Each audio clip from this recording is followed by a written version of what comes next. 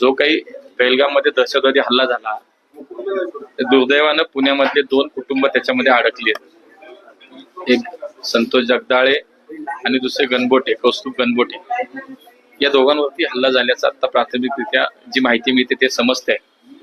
पण या दोघांची फॅमिली सुरक्षित आहे. या दोघांच्या पत्नी आणि जगदाळेची मुलगी या सुरक्षित आहेत. मी संपर्कात आहे, त्यांचाही फोन येतोय. त्यांना उपचार सुरू आहे असं सांगितलं जाते. मग आता नेमके कुठं उपचार चालू आहेत काय ते कळेलच. एकूणच महाराष्ट्रातली जी लोक बरेच दिवस तिकडे गेलेली आहेत फिरायला, त्यांचे फोन यायला लागले.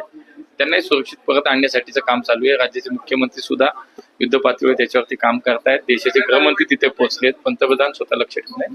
त्यामुळे मुळात पहिला एकतर इतका भ्याड हल्ला झाला त्याची निंदा केली पाहिजे, त्याचा निषेधच आहे. पण याच्यातलं कुणालाही सोडलं जाणार नाही. निश्चितपणे हे नाही. आता ही 5 लोक होती ज्यांच्यावरती हल्ला झाला, 2 कुटुंब होती.